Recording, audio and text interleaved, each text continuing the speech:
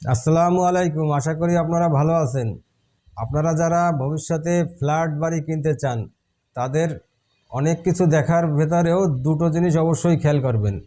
এক হইল ফ্ল্যাট বিক্রেতা সুন্দর করে ব্রোশিয়ার ছাপায়, বিভিন্ন বিজ্ঞাপন দেয়, বলে যে তৃতীয় তলার বি নাম্বার ফ্ল্যাট এত স্কোয়ার ফিট, সেই হিসেবে দাম নাই। কোনো কোনো জায়গায় 8,000 9,000 টাকা পার স্কোয়ার ফিট।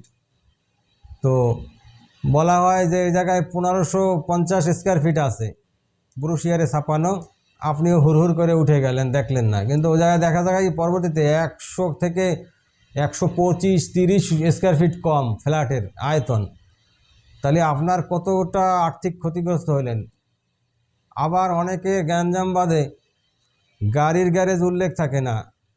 আপনি জমি ফ্ল্যাট কেনার সময় গ্যারেজ নাম্বার কত, যে আমার এই গ্যারেজ কত নাম্বার এবং গ্যারেজে কত স্কোয়ার ফিট আমি জমি মানে পাবো, এটা আপনার উল্লেখ থাকবে দলিলে। তাইলে আপনার ভবিষ্যতে কারোর সাথে সমস্যার সৃষ্টি হবে না। আর আপনি একেবারে ফ্ল্যাট কিনলেন, আবেগে আপ্লুত হয়ে ধামাধাম সিদ্ধান্ত নিলেন, এটা যাচাই বাছাই নিরীক্ষণ করলেন না, এভাবে ঠিক না।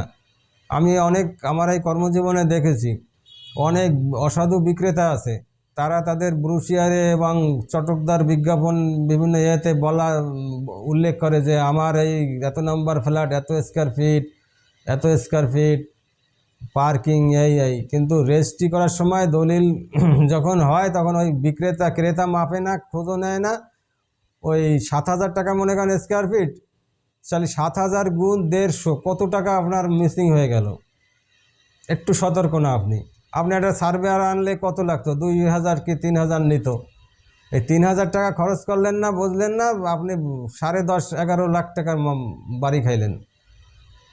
আবার রেজিস্ট্রির সময় অনেকে দেখি পার্কিং উল্লেখ করে না, গুরুত্ব দেয় না, বলে যে একটা পার্কিং আছে, একটা পার্কিং কোথায় আছে, কত নম্বরে আছে, সেটা উল্লেখ করে না। পরে গায়ে তখন দেখা গেল কি ওই ফ্ল্যাটে একজন সরকারি বড় কর্মকর্তা কিংবা একটা বড় পেশিওয়ালা মস্তান জমি কিনছে, ফ্ল্যাট কিনছে, তার গুতায় আপনি কোন কোনায় চলে যাবেন, শেষকালে আপনার গাড়ি আপনার থোয়ারই জায়গা পাচ্ছেন না।